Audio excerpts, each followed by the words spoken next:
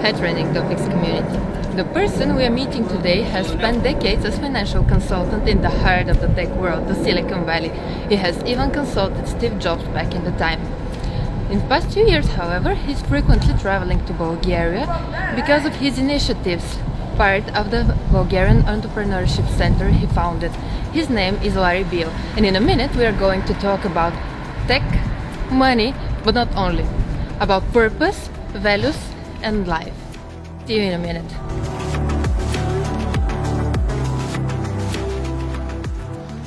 I'm going to tell you a little story. It's kind of transformational. Basically, I had an opportunity to go to Russia in 1984. I was invited by a group called Heart to Heart. It was a nonprofit out of California of pediatric surgeons, and they were sent. They decided to go to Russia, St. Petersburg in particular, Children's Hospital number 2, to do surgery on young children born with congenital heart disease. It's what they call in our country the blue babies. And it's automatic. If you're born that way, you do surgery and fine, you recoup and you're out, you're alive. But in Russia, you had to weigh a certain weight before they would do surgery on you. So a lot of these blue babies were just dying. And these surgeons said, we want to do something about that. So they went back, and they invited me. And just for the fun of it, because I said, hey, Russia, I had never been to Russia. This is 1984, and a lot of things were going on then. Perestroika was starting to be talked about. Reagan was making his stand. Gorbachev was making his stand. So I arrive, and I just knew I was in a different place, just going through the airport. But anyway, so I'm sitting at dinner the first night, and Dr. Niles Young, this head surgeon, came and said, Larry, we have a problem. I said, do you have a problem? I just got here. What kind of problem do you have? He said, well, all the equipment that was donated to us to help in post-op, taking care of these kids, is still in Frankfurt, Germany. The Russian military is supposed to pick all that up and bring it over. And we're losing 3 kids a day who are dying because we don't have the equipment. We're doing the surgery, we're getting their heart sewed up and all this, but then they're gone. Do you mind going and talk to the military or the mayor or somebody to see if they can get the darn Yakolov carrier cargo plane over there to bring the stuff to us? So I said, yeah, I'll be happy to do it. I've never been here before. I don't know any Russian, but I went with a person who could be a translator for me, and we sat with the mayor. And as Russians tend to do, they love to tell stories, you know. And it went on and on and on. And finally, I just said, I reached into my pocket, I pulled out my wallet, I took out an American Express card. I said, I'll pay for it. Fly that plane over there. Now we're losing 3 kids a day. I won't live with that, knowing I can do something about it. Well, the currency, the ruble, was not convertible. They never used any credit cards over there. So it's like looking at this and wondering what it is and how to use it. And I said, we'll figure that out. We'll figure that out. Took 3 days talking to American Express, talking to embassies, talking to this, and they got it. They took it. The plane flew over, picked up in the morning, actually landed in Germany, the first Russian plane to land in Germany. Most of them had just flown over and dropped bombs. So this was an NBC covered event, big media event. Flew back, the equipment was put up, and we started progressing, saving kids. A year later, I'm taking a train up from Moscow to St. Petersburg, and I get off, it's fairly early in the morning, and there's a little girl out there. She's standing. She's got a little flower in her hand. Parents, I guess, were behind them. We got off, and she comes, kind of walking up to me, holds up this flower. And I looked at her, and I said, you know, you're the little girl in Children's Hospital number 2 when I was there, and you just finished surgery, and you smiled at me.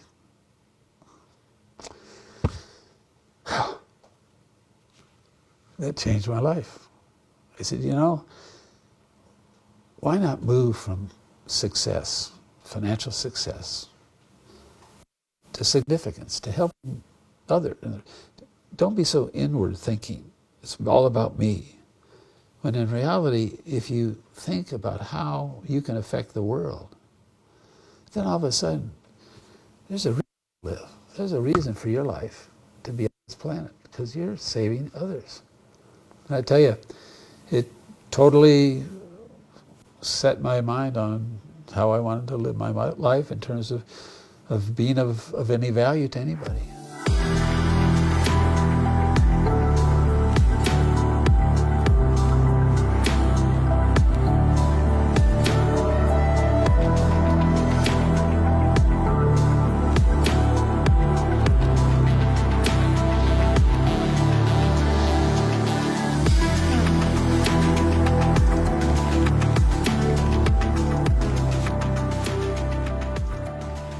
You're touching a very important point here, I think, and this is entrepreneurship. What's your concept of that? I think entrepreneurship is a skill set that people need, regardless of whether they're in business, if they're in the arts, they're whatever. Just to think of innovative ways to do things, different ways to do things, better ways to do things. Look for pain points where, gosh, I'm so frustrated, I just can't seem to get this thing done because the streets are too crowded or whatever. But maybe if I had this helicopter service that jumped here, maybe I could get wherever I want. Okay, I think I'll develop a helicopter company or a helicopter machine that goes up, I can put on my back and I'll be like a bat. Just thinking that way means that you're not satisfied to live with the way things were. Bulgaria is a great example, as many parts of the world, including California, where many people go through life backing up, which means they're focusing on what the past is. Oh, I got to return these phone calls. Oh, I got to get that mail delivered. Oh, I got to wash the clothes. I got to do. Oh, I got to, and their time is passing, so they're walking back, and to them, there's only one path to go. That's the path that you're backing up on. Excuse me. If instead they were to turn around and say, oh my goodness, there are 5 different directions I could have gone. There are paths going out all the time from where I'm going. If I turn and face the future, I can choose a path and choose maybe a better path than the one I've found myself just backing up on.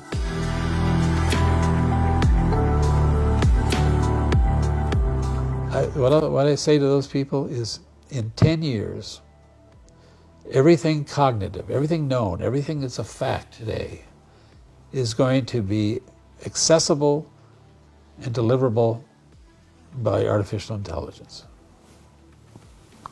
So if you think you're a good mechanic in this situation, or an engineer here, or you have some expertise that's based on a cognitive fact, you're going to be out of a job.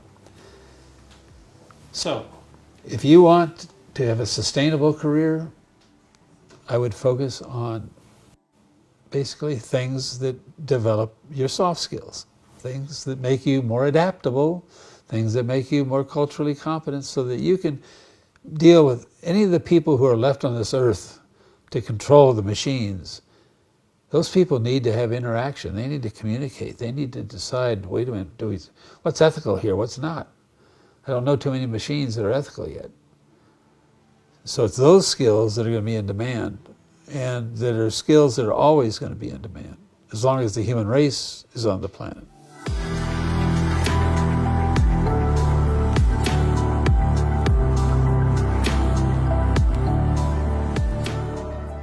A real need that I observe exists here. It exists everywhere, but I don't see any progress toward helping here, is the whole area of soft skills. And soft skills is kind of a funny term for learning to communicate in a way that people understand and that shows you care, and that you then act on. Your word is your bond, you move forward. So they tend to be, what we teach at the master's class is adaptability. You can't just be focused forward, and then if something happens, oh gee, you hit the wall and you die.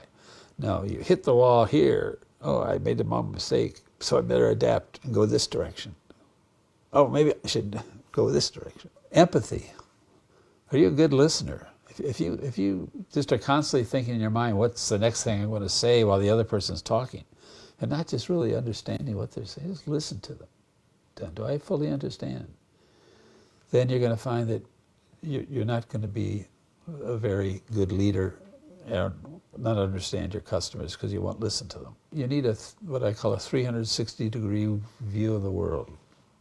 I am not alone. I am not the only person on the world. There's somebody to my left, there's somebody to my right, somebody behind me. Which are the areas in Bulgaria particularly where you think entrepreneurship is the most important ingredient? Well, in terms of lifting the economy, we have to kind of go to the areas that your economy depends on. Tourism is one. I mean, tourism is a big, contributes very heavily to this economy. And yet, the attitude about tourists and how to treat other people needs to change. I'll give you an example. I think most people in the hospitality business, restaurants, hotels, are underpaid. They're paid less than the average. And yet, companies will turn around and pay to have advertisements, billboards, pictures, movies, whatever, without realizing fully that if I got somebody cleaning this room and she doesn't want to be here because she's really underpaid, it's just a way to make bucks to survive, and I feel that she didn't do a good job, I'm not going to go home and they say, oh, how was your trip? Great, but don't stay at the Sofia residence.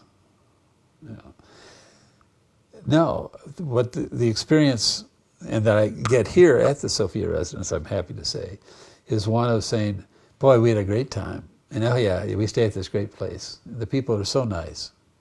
That kind of advertising is more important than anything they can pay to an ad company to do.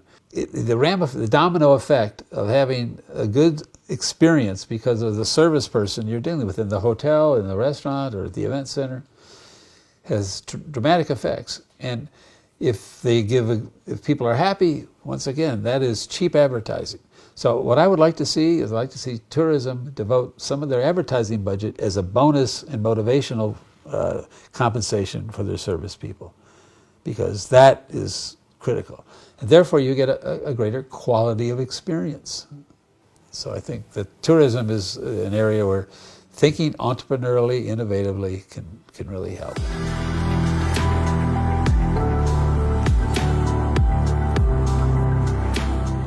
The thing I'm excited about is that this program, the master's class, that's being taught to the people who have some business experience already, and they just have decided, I want to be an entrepreneur.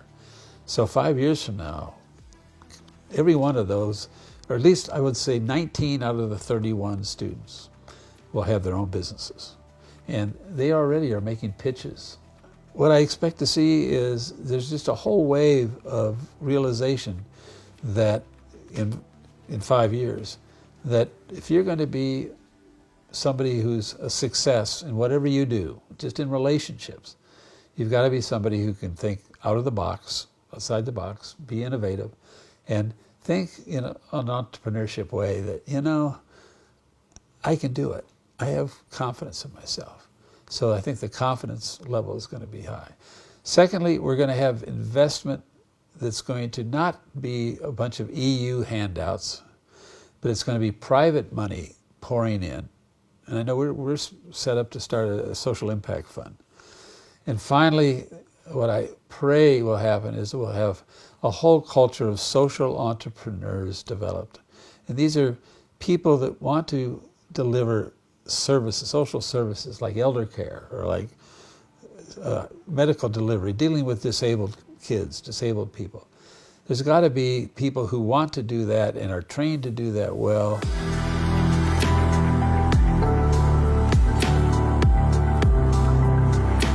What you need to do is figure out how can I make enough money from whatever time I devote to earning money to be able to satisfy my needs and my wants. Settle on the kind of money you're going to need to make yourself happy. Because after working with wealthy families for 50 years, I found that basically money is a burden, not a benefit. Because if you have too much, then you're worried about something for which you know nothing about. You've never managed money. You're dealing with kids who are fighting to be favorite sons so they can inherit more. You've got friends you don't trust because they want to get their hand in their wallet. And you want to make as much money as you need to live. No more, no less.